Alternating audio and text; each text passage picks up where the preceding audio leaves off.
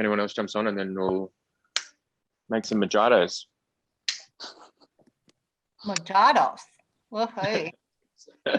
I made mine already in preparation. Yeah, I thought you might have.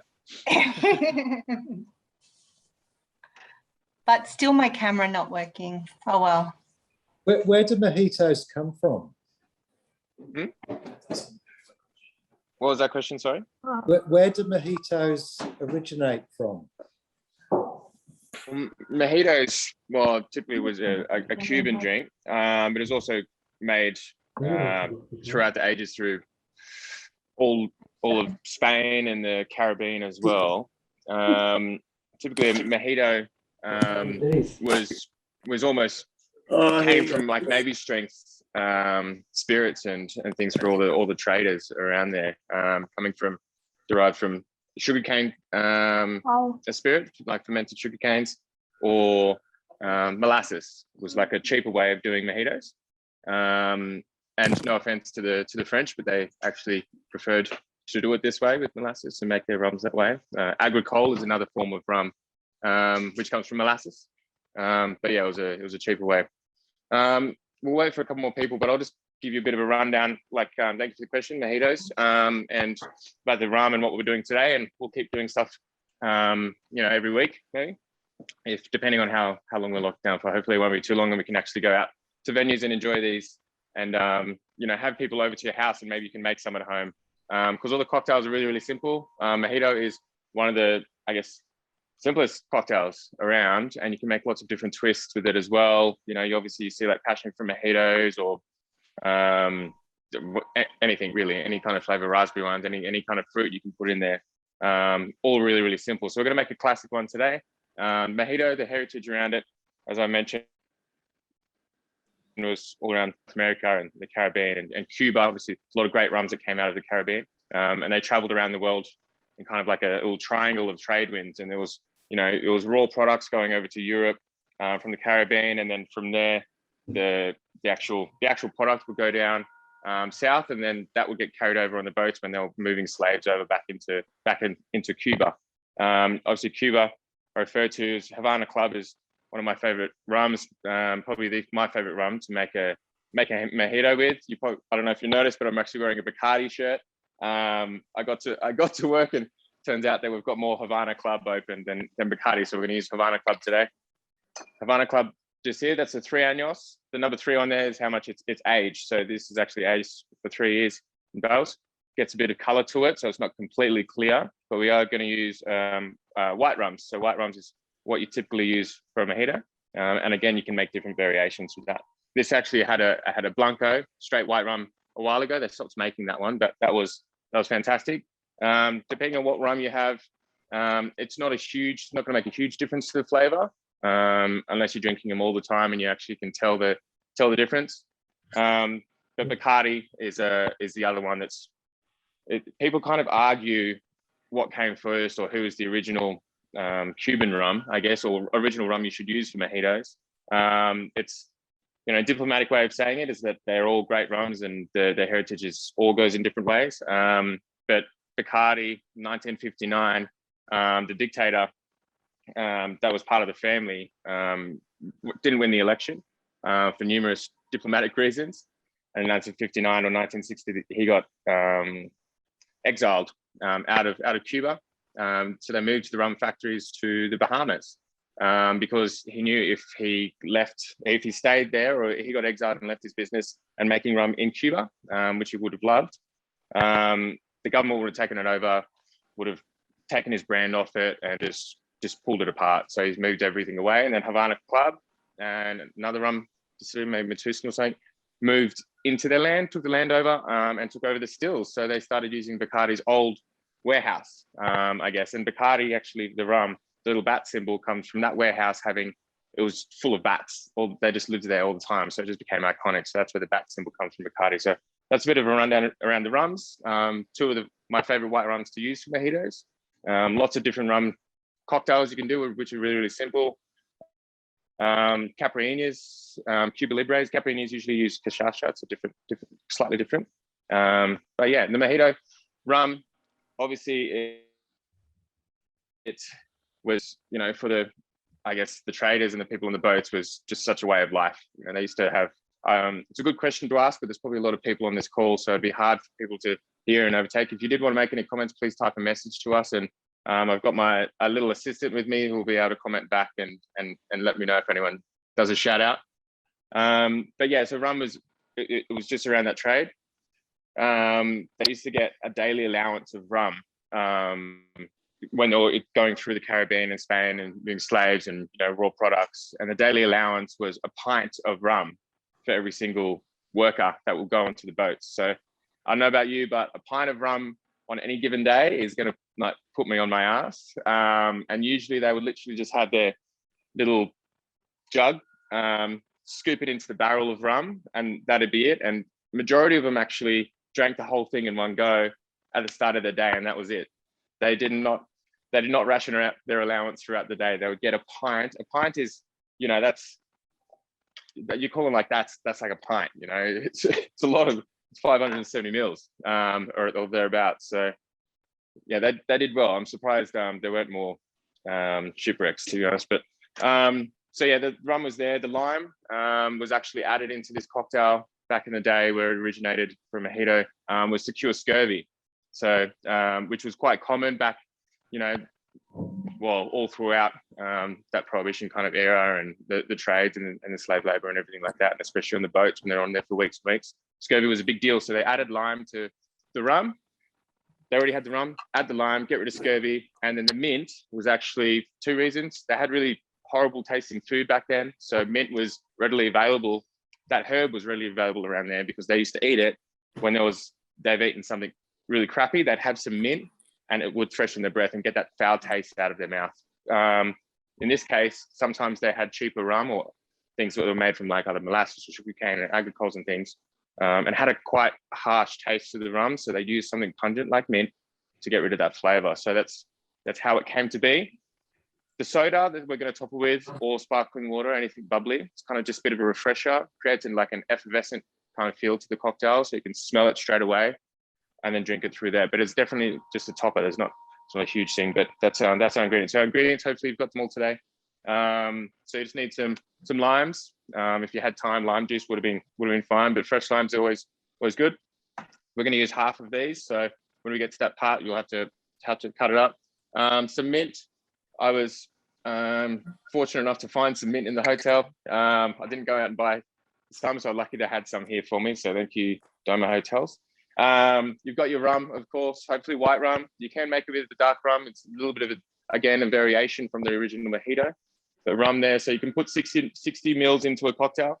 If you're making two, obviously you need 120 mils, which is 2 shots. So for those of you that might not have worked behind a bar, 30 mils is a standard measure for a spirit. So 1 nip, you could say as well. With measuring with the jiggers, obviously we've got this, what we call a jigger.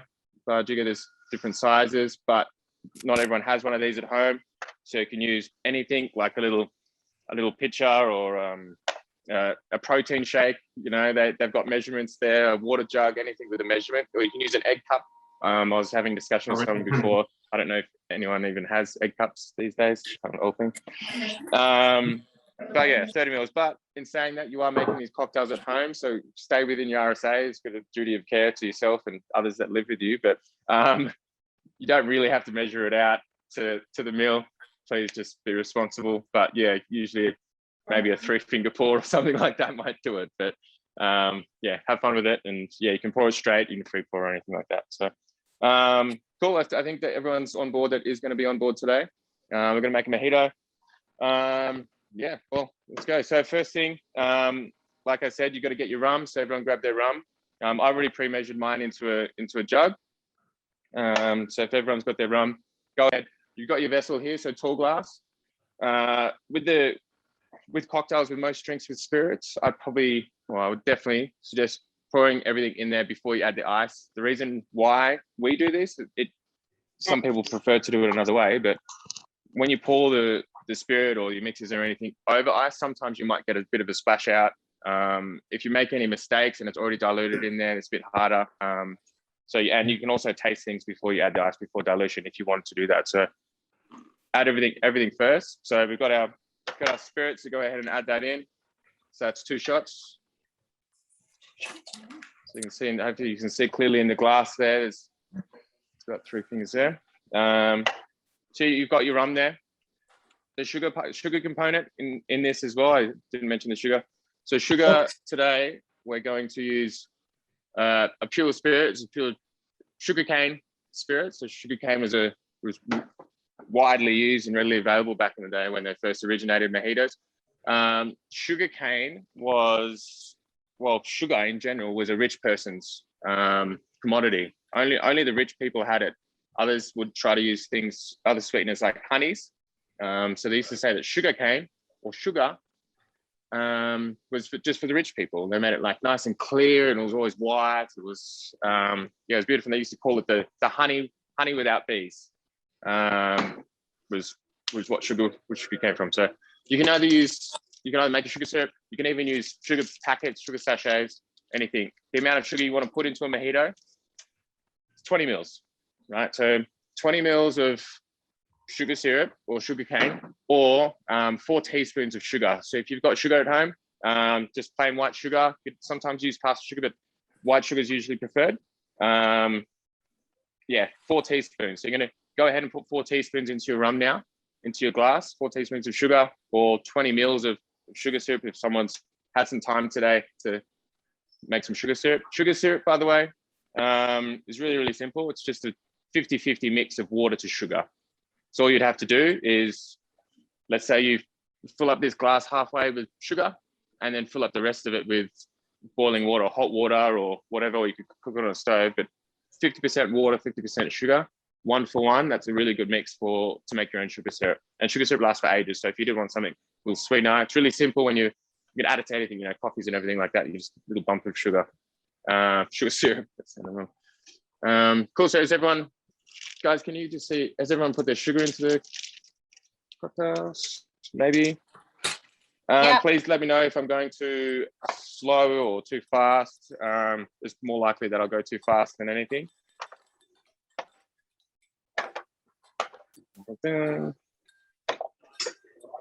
Cool. All right, I'm just adding my sugar in there.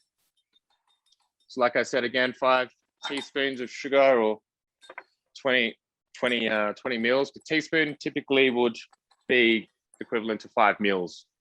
A teaspoon of sugar is probably about 5 mils liquid in its liquid form. Cool. So that's that part. Next one is our limes. So grab your lime. A good one that I always do to make sure all the little vessels inside the lime open up a bit. Just roll it on a hard surface with a little bit of force just before you cut it, unless you've already done that, or unless you've made your own lime juice at home. In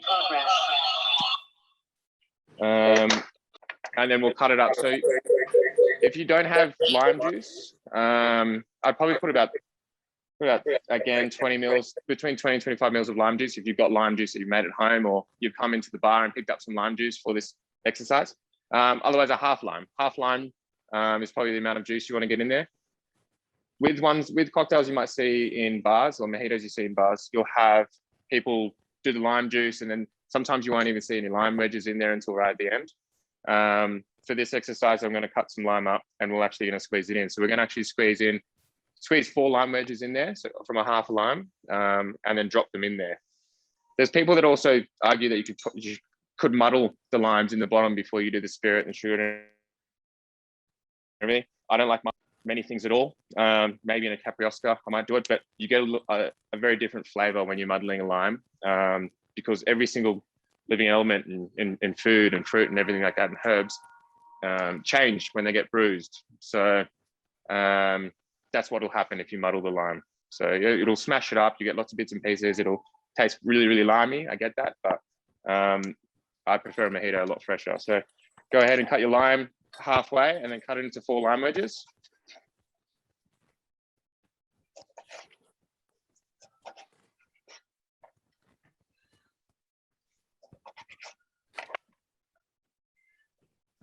Cool, lime wedge. I don't know if you can see it. You kind of get the drift. With this as well, you can top and bottom it, if you know what I mean. So you can get rid of a bit of the white little plinth in there. Sometimes a plinth in a skin or a fruit can create a little bit of bitterness.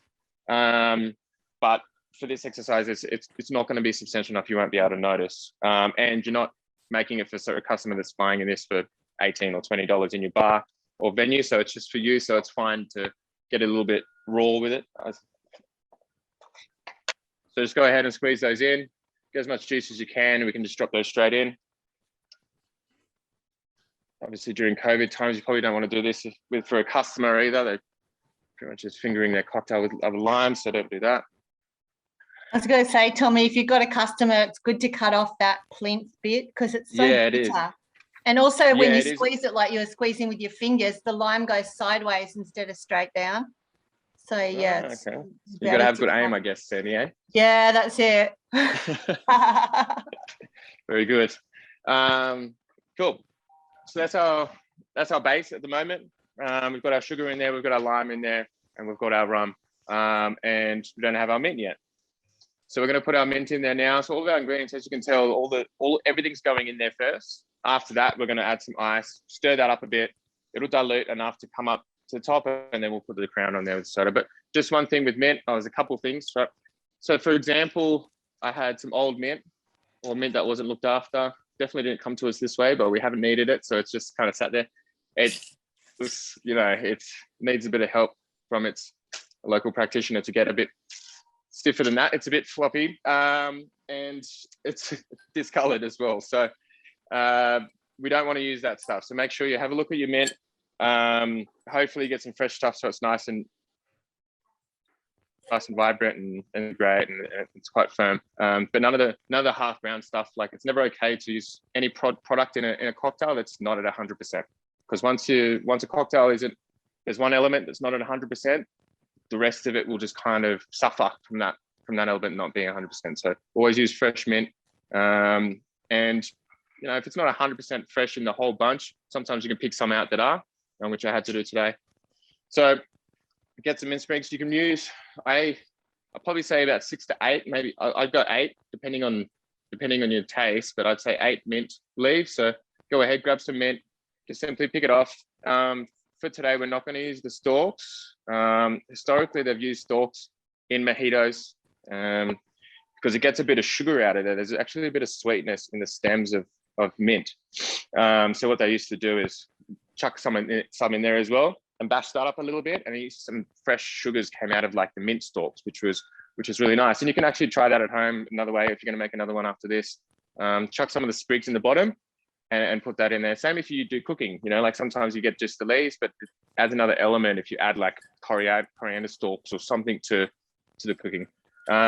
Cool. So you get about 8 mint sprigs. Again, you can use more if you think you need more. Some people like it not as mint. Some people want just to taste mint. Like I said, mint is quite pungent flavor and smell. So the more you do add in there, the less of the other components in the cocktail that you're gonna be able to try or taste through there. So just one thing with mint, again, some people will muddle it in the bottom or just rip it up and put it in there. For me, for today, we're just going to slap it like it owes you money. Like just a couple times, just in your hand, just slap it a mint. What that does, and we can just drop that in. What that does is it opens up all the oils in the mint without bruising it too much. Worst thing you can do with mint is bruise it. Again, like the lime, it's gonna taste like almost sour, and you're not gonna know what the flavor or what you did wrong. It would have been from the mint. So just 2 or 3 times, nice and firm. Mint clapper, that's what I started off in hospitality as. And then you just chuck that into the cocktail glass, just like that. After this, I'm just gonna add some ice. Any ice will do, obviously. Ice from your freezer is what you've got now. You might end up using a whole tray of ice, I don't know, depending on how your trays work. But we're just gonna add that in now to the top. So fill your glass up, guys. Up to time on that. Yeah, cool. From here right now, just with the cocktails, as soon as you add ice, again, another reason why you add ice after you've done everything else, it's going to start diluting. And the more it dilutes, like dilution is the enemy for most bartenders and cocktails. As soon as it starts diluting, you're on a clock. You've got to be really, really quick. Luckily, I don't mind having a bit of dilution with this one, but for future reference with cocktails, and adding ice. Once dilution starts, you're on a clock and you've got to get this thing going and out to a customer or out to your friends or into your mouth. Cool, so right now you can use any implement to stir this. You can use a knife, you can use a spoon, a fork, whatever. Luckily enough, we have some nice support from the hotel, and they've given us some really nice barware to use, which is fantastic. So just add it down there. What I do is I hold it, because you don't want to just go like this and glass tip over. It also gives me the advantage of feeling the dilution happening, the condensation, and the temperature of the cocktail, because you want to stir this down to get to a nice cold temperature, right? So just have a bit of a stir around, however you want to do it. You can be really rough with this, and you'll see the liquid level come up quite high. Give a bit of a shuffle around, move some of those mint and lime elements up and down the glass. That's purely just for aesthetics. There you go. You can see that the limes and mint all around the glass. It's already looking super, super fresh. Can't wait for someone to try it. All right, after this, our sparkling water or soda water. So just quickly, because I don't want this to go dilute too much. Traditionally, they use San Pellegrino. That was readily available as well. San Pellegrino was probably the crown of choice for the mojitos. And then you can use any sparkling water, but soda water is also a good one to use. Today, I've got, luckily enough, again, I've got sparkling water on hand, but not everyone does. If you've got soda water, it's gonna do just the same thing. Cool. So what we're gonna do now is that's all stirred up. We're gonna add our sparkling water, and just with the sparkling water, just add it up and just leave a bit of what we call a window at the top of the glass. It's probably about a finger, yeah, maybe a finger and a half just at the top, because we've still got to add our crushed ice, and then a little bit of garnish there too. So just a finger at the top, but just top that up with your water now. Sparkling water, soda water. Yeah. So as you can see, just left a little bit of a window there. And keeping in mind right now, the soda water is at the top and all your alcohol and delicious stuff is at the bottom. So later on, when we do put the crushed ice and your straws or however you want to consume it, just make sure give a bit of a mix. Otherwise, you're just going to get all your alcohol and your lime from the bottom, and your soda is going to be at the top. And you want that effervescent kind of smell through it, and the soda water to mix through to help combine everything on that last little scale. So cool, there we are. And now we're going to add some ice. Just one thing, again, I'm at the hotel for some crushed ice. I've just put in a jug. It's Havana we're using. I've just put that in a jug. I'm just going to put some crushed ice in there, but you don't have to use crushed ice. You just ice and just top it up. You don't literally, again, this is a bit of an aesthetic thing, but if you do want to do crushed ice at home, you could get any plastic cup, jug, anything kind of tall that so the ice doesn't spit out. You can add ice to it, like just ice from your fridge. Just chuck some in there, and you can use any hard, strong, small implement. And a rolling pin or anything like that to smash it up, right? It can create a bit of noise, but just hold on to there. A bit of force and get crushed ice. So you can do that for anything. You don't have to do it for this, but if you just want to show off a bit and make some pretty stuff that's Instagrammable for your mates or friends at home when they can visit you, you can do it that way. So crushed ice isn't impossible. Everyone can have it. Don't have to buy an expensive machine to do it for us. All right, so just crowning now with some more ice, whether it be crushed or not, anything else. As you can see there, we're almost finished. It's almost full. Once you add your last little bit of ice and it's at the top, the more you let it sit and dilute, the liquid's going to fill up and you might get some overflow. So we want to do the next little bits pretty quickly. So typically it's garnished or served with straws and drunk through straws. You don't have to. You can actually drink it through the crushed ice. It's fun too, but it's up to you. If you got straws or not, I'm going to show you today anyway. With our garnish, again, go as crazy as you want with garnish. It's always the best, funnest part and the thing that people look at. Today we've got a sprig, just the top of the mint. So just using, and then just make sure you keep a bit of the stem. You want like maybe 2 layers, 3 layers of mint. So I usually go about that much. So I get the bottom 2 or bottom 3 leaves are quite big and they fan out. Again, I would have preferred some ones that are a little bit fresher, but that's what we've got today. You've probably got some better stuff at home. There we go. We've got our little mint sprig. Don't add, if you do have straws, don't add straws now. Oh, wait, sorry, other way. So we do add straws now. Otherwise, you don't want to push the garnish down when you're putting it in there. So straws actually going first. Just going to use one there's a small rule with cocktails. If, what's the rule about 2 straws? And they usually say it's 1 too many. So you only need 1 to drink out of, let's be serious. Cool, you got your straw in there with your mint or and lime or garnish, anything. We always try to keep it close to the straw, because when someone's drinking from their straw and all the flavors and garnishes right near their nose, they get a bit of the smell from the garnishes while they're drinking it. So with the mint, again, give it a little bit of a little slap there. Again, it'll open up some oils and get some smell. So just keep it nice and bunched up, because once you let it go and put it into the cocktail, it'll open up as time goes on. So there you go. The straw's almost hidden in there. Looks beautiful. And you can add a little lime wedge on the top. So use some of the other half of the lime, or lime wheel if you wanted to. And I'm just going to put a little lime wedge and just nest that right next to the straw. And there we are. So guys, there's a first little cocktail class from Doma Hotels and Hotel Realm, and there's a mojito. So guys, enjoy it. The other please try them. Comment, let me know how you went. It'd be interesting to catch up with you and see how you went today. Thanks. So everyone's joined in.